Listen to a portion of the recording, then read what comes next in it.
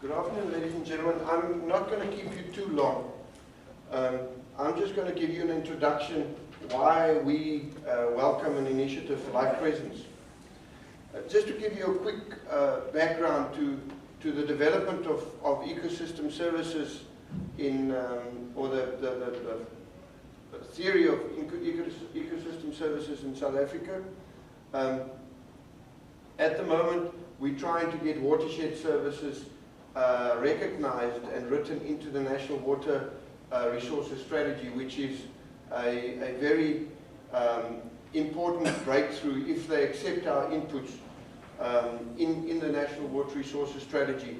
So what we're looking at is integrating what our programs do within the national economy.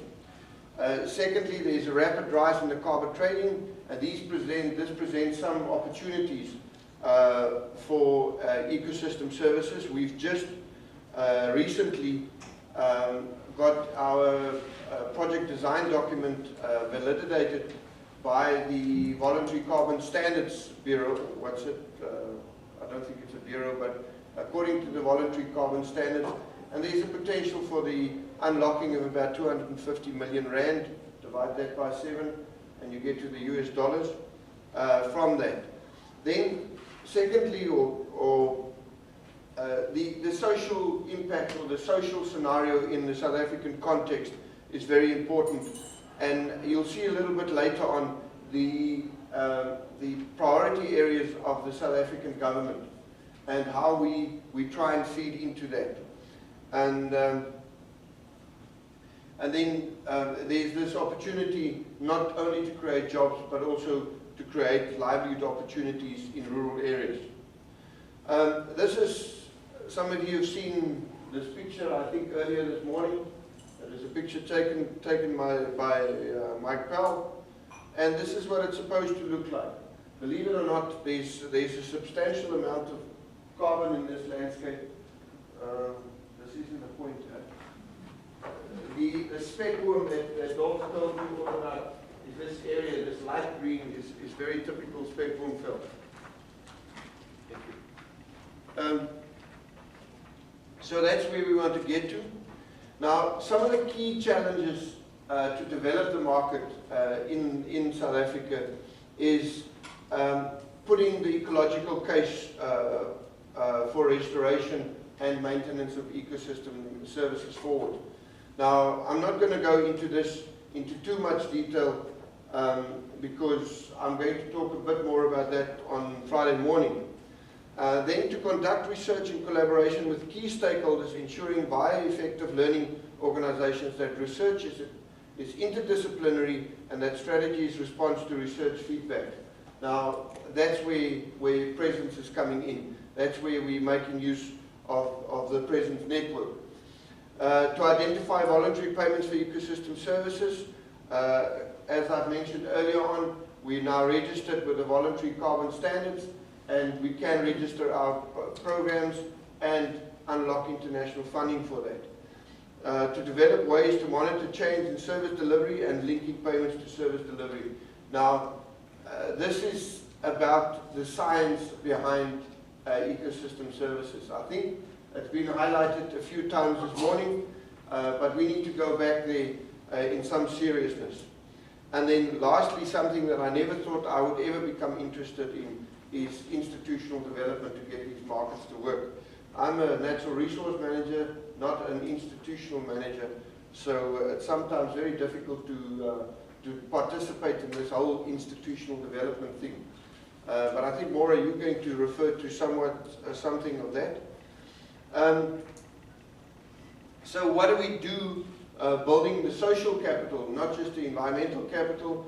The program is underpinned by relatively good science, or should I say very good science. We've got some of the South Africa's top ecologists working on the program, but it's also socially well engaged through active involvement of a wide range of stakeholders, including an implementing agent which is situated within the community, government ministries, that's where I come from, nature conservation authorities. Much of the work that we do is on the Eastern Cape Parksboard land and our voluntary carbon standards validation was for the Addo National Park, for instance. And lastly, private farmers and emerging contractors. So the government commitment to the project at this stage during 2009-10, we've spent 10 million rand on the project. I think last year it was, or the last financial year, was a little bit more. And then there's a very interesting thing, which you'll see in my conclusions, the potential for wage incentives and the importance of job creation and how we mainstreaming the restoration of ecosystem services into the economic priorities of the country, or should I rather say the socio-political priorities of the country. We're also looking at getting special delegations to enter into agreements with NGOs and community-based organizations and land users in order to enter into proper ecosystem services contracts. With regards to the total investment by government this year, this financial year 2011-12, it's going to be about 1.8 billion rand, which is about 260 million rand US dollars, that will be invested in natural resource management through the series of programs, which is the Working for Water one, aimed at invasive alien plants. Working on Fire is aimed at integrated veld and forest fire management. Working for Land is the one that the carbon projects are falling under. Working for Wetlands, and then we've got a Working for Forest program as well, looking at biomass. So it's a substantial investment by government, but if you want to know more about the big picture, come and attend my talk on Friday morning. Then learning through implementation. Now this is an absolute horrifigram. I absolutely hated using these kinds of slides in my presentations. But all I'm trying to illustrate here, that it's incredibly complex to linking all these different stakeholders and parties with one another. And to be brutally honest, to a large extent, we abuse presence to facilitate that interaction between the stakeholders for us. So that's where they come in. Then just in conclusion, mainstreaming ecosystem services into the economy in South Africa is by no means an easy task. Ecosystem services is a very new concept, but local decision makers tend to understand when it is explained, while the term biodiversity is not very well understood at all. Research has shown that there is a potential to unlock investment into the restoration and maintenance of ecosystem services, more specifically the carbon and the water sectors. Personally, I do a lot of work on the water sector, and I'm very excited about it, but it's limited. The market is limited, and we need to find out how big that market can grow. This way may well not be enough, so restoration may not be viable based on income from ecosystem markets alone. Other investment will have to be secured. Now, that's where the government comes in. Some opportunities and key focus areas of the South, opportunities from the key focus areas of the South African government. Now, I could have just as well just said Africa there, because these are the real problems of Africa, of the developing world, safety and security. Everybody knows about South Africa's safety and security track record, and they even predicted that the Soccer World Cup was going to be a failure last year, and hey, was that a party for you. Even us non-soccer players got into the move, especially because of the Dutch. Hell, they took our whole country over. Health issues,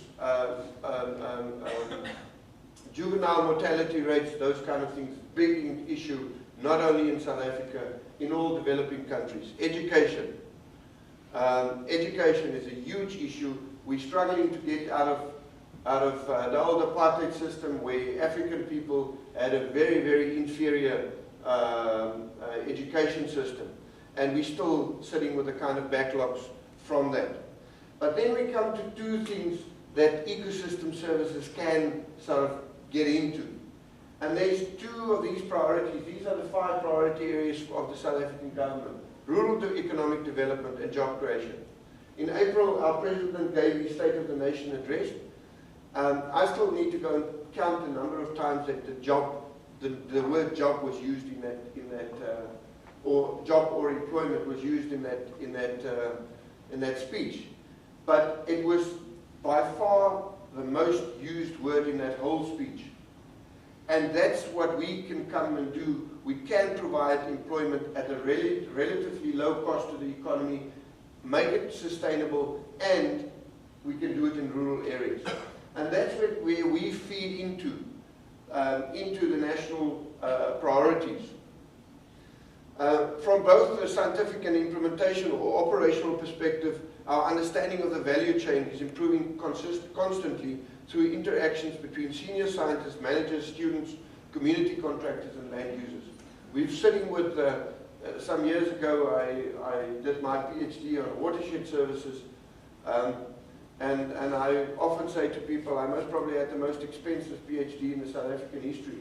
In 1996, my annual budget, I was just working in the Western Cape province then, my annual budget was 67 million rand, and that's what I based my PhD on. So I had a relatively expensive PhD. But what's nice about these programs is that we implement it, and the research and the monitoring goes in circles.